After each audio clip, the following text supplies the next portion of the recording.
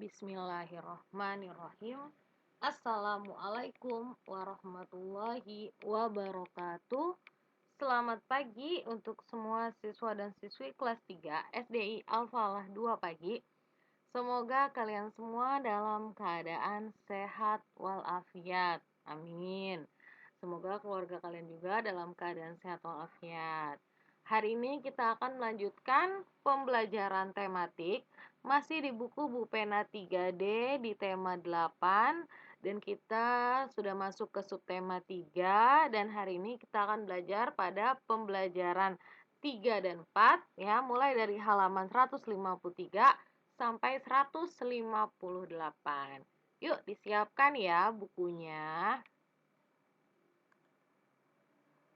Untuk di pembelajaran 3 dan 4 ini akan ada 5 pelajaran, yaitu Bahasa Indonesia, Matematika, SBDP, PPKN, dan juga PJOK. Langsung masuk di halaman 153, menjelaskan rambu lalu lintas ya berupa rambu larangan. Ya, kemarin kalian juga sudah belajar ya tentang rambu juga. Nah, hari ini kita akan belajar tentang rambu larangan. Rambu larangan ya dipasang sebagai tanda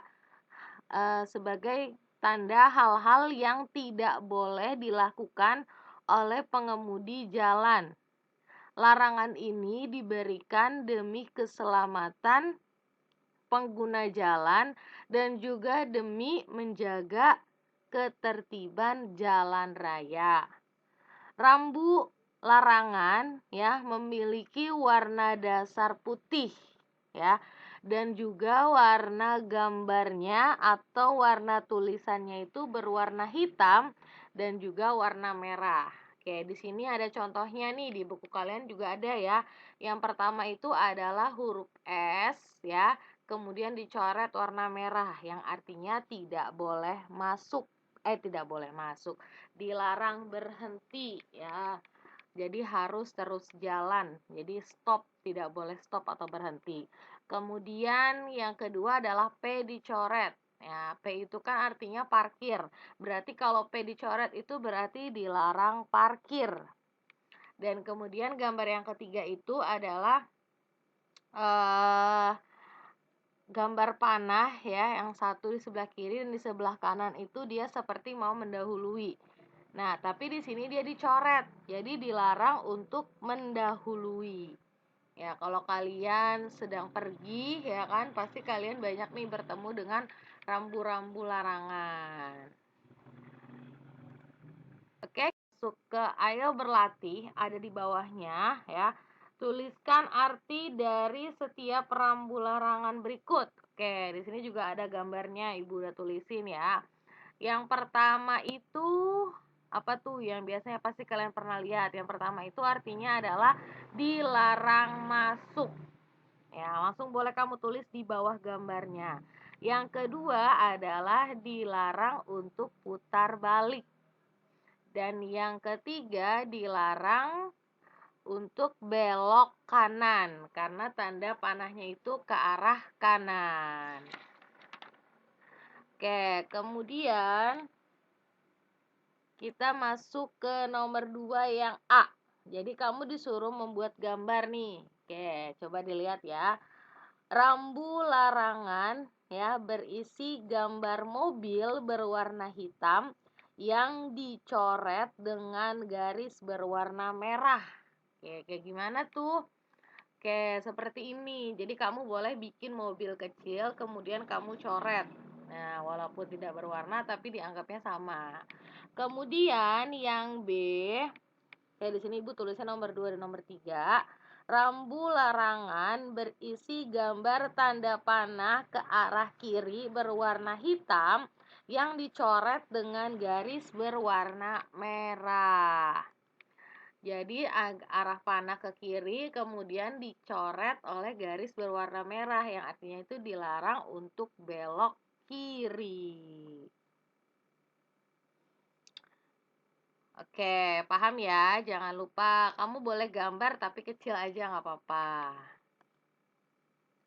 Oke, selanjutnya kita akan belajar tentang membaca ya data yang disajikan dalam bentuk diagram. Oke. Data yang telah dikumpulkan ya dapat disajikan dalam bentuk diagram.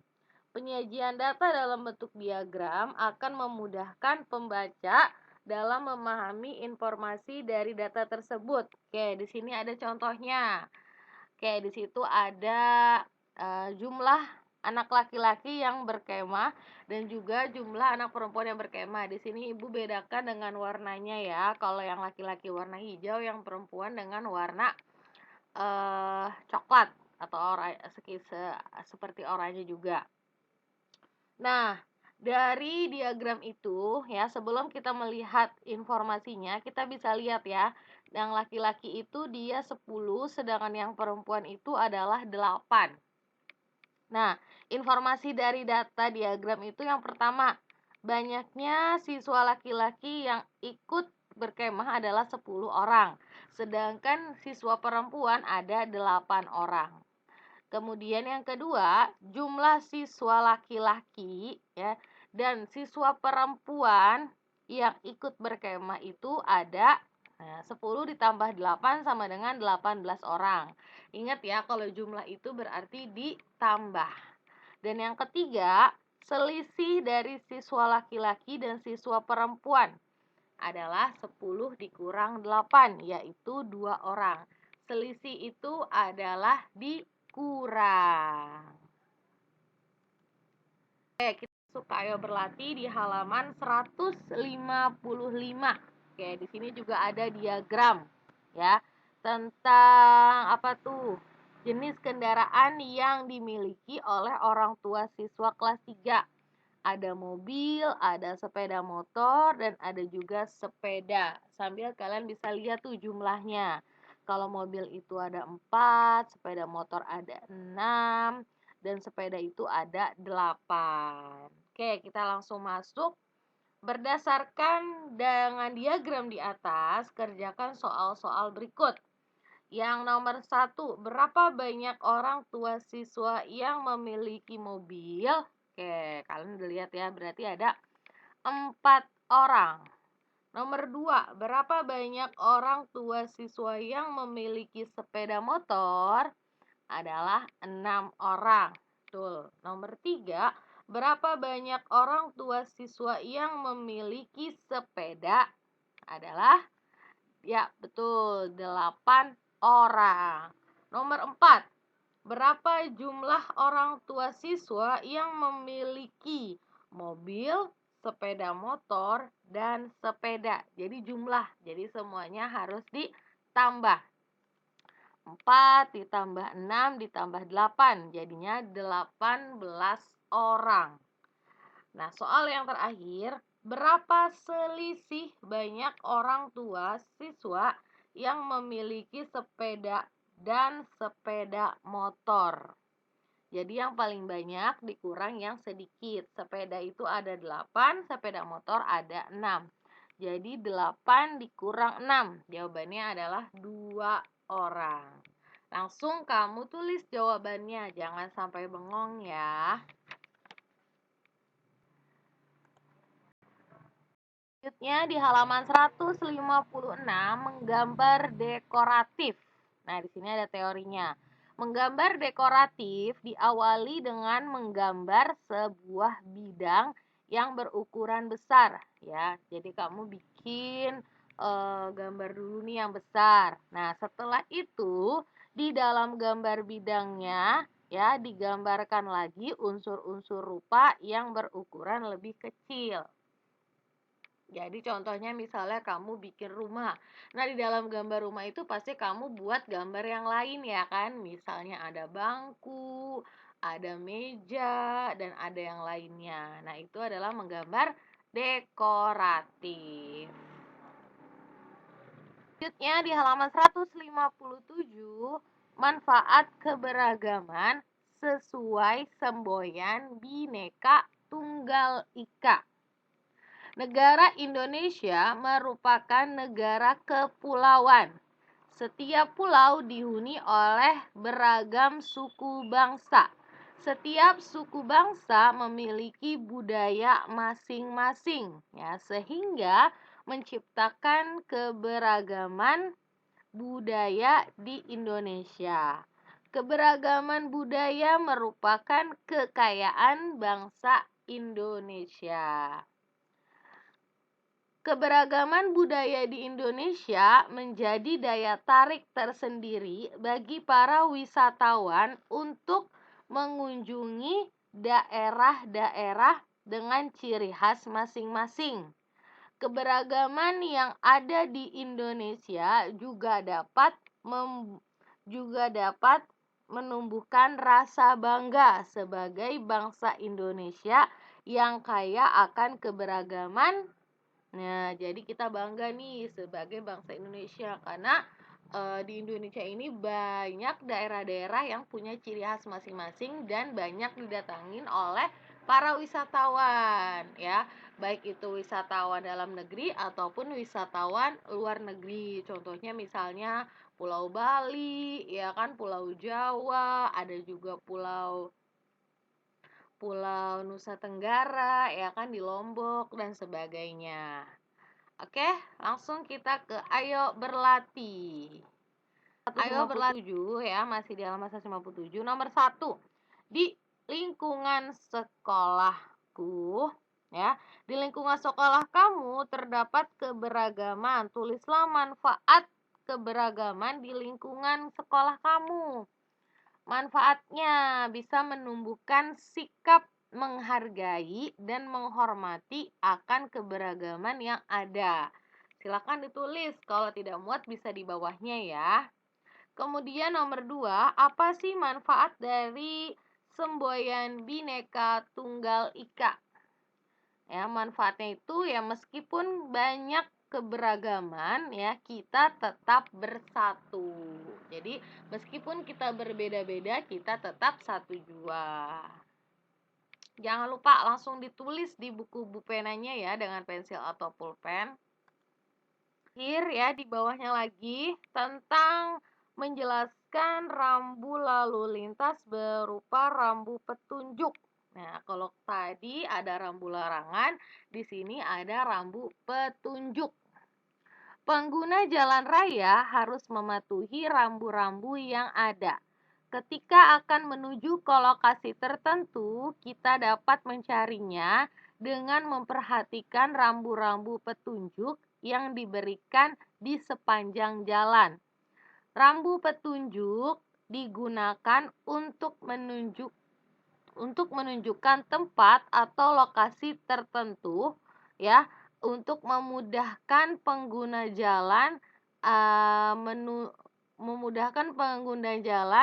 untuk menemukan lokasi yang dituju. Oke, kita lihat nih contohnya di buku kalian juga ada. Ada gambar namanya itu rumah sakit, ada juga rumah makan dan juga ada petunjuk arah, ya. Pada gambar di atas ada rambu petunjuk rumah sakit ya. Warnanya itu warna dasarnya adalah biru ya. Nah, di dalamnya itu ada gambar tempat tidur ya yang berwarna hitam ya. Kemudian ada juga rambu petunjuk rumah makan ya. Di rambu petunjuk rumah makan itu ada gambar sendok dan juga garpu dengan warna dasarnya juga warna dasarnya biru ya, dan gambar sendok garpunya itu adalah warna hitam ya. Terus yang ketiganya itu adalah petunjuk arah ya. Untuk rambu petunjuk arah itu warna dasarnya adalah hijau ya, dan menggunakan tanda panah sesuai dengan arah lokasi yang disebutkan pada rambu. Oke, di situ ada kalau misalnya kita mau ke kota berarti lurus. Kalau mau ke Pancoran berarti ke kanan. Dan kalau mau ke Kebayoran Lama berarti kita ke kiri. Nah, kalau misalnya kamu lagi mau pergi, pasti kamu sering melihat rambu petunjuk ya di jalan. Oke, selanjutnya ke Ayo Berlatih di halaman 158. Sambil kamu lihat tuh, nomor 1. Tuliskan arti dari dan deskripsikan rambu lalu lintas berikut. Oke, yang pertama itu adalah telepon umum. Oke, silakan kamu tulis di bawah gambarnya. Oke, kira-kira kalian udah pernah lihat belum nih telepon umum? Karena kalau sekarang ini telepon umum itu sudah tidak terpakai lagi. Mungkin masih ada bendanya, tapi sudah banyak yang dirusak ya. Jadi telepon umum ini waktu zaman dulu itu digunakan untuk menelpon. Caranya dengan memasukkan koin 100 rupiah atau 200 rupiah atau 500 rupiah. Kalau misalnya kamu nggak pernah tahu, kamu bisa tanya nanti ke mama atau ayah kamu. Karena pasti mereka tahu. Oke, jadi silakan ditulisnya telepon umum aja. Kemudian yang B itu adalah kalau kamu pasti bilangnya pom bensin, Bu. Oke, tapi di sini kita tulisnya adalah SPBU atau kepanjangan dari Stasiun Pengisian Bahan Bakar Umum. Ya, jadi tempat pengisian bensin ataupun bahan bakar yang lainnya. Kamu tulisnya adalah SPBU atau boleh kamu tulis Stasiun Pengisian Bahan Bakar Umum. Dan yang C ada tulisan Purwakarta 70 km. Nah, artinya itu adalah petunjuk ke Purwakarta, yaitu ke arah kanan dengan jarak 70 km. Oke, nomor 2. Buatlah gambar rambu petunjuk sesuai penjelasan berikut. Oke, berarti kita baca dulu nih penjelasannya. Dedi sedang melakukan perjalanan bersama ayah. Mereka kini berada di salah satu persimpangan jalan 4 arah. Di depannya terdapat rambu petunjuk arah. Jika lurus, Dedi akan menemui rumah makan. Jika belok kanan, Dedi akan menemui SPBU. Dan jika belok kiri, Dedi akan menemui halte bus. Oke, berarti kita akan membuat rambu petunjuk arah. Oke, di sini ada rumah makan, ada SPBU, dan halte bus. Oke, kita bisa lihat nih kira-kira tanda panahnya nanti kemana ya. Rumah makan itu berarti lurus. Oke, berarti dia lurus ke atas. Kemudian tapi jangan ke atas tapi ke depan ya. Kemudian SPBU-nya itu belok kanan, berarti arah panahnya ke kanan. Dan juga halte busnya itu ke kiri. Nah, nih di sini kamu boleh ya membuatnya.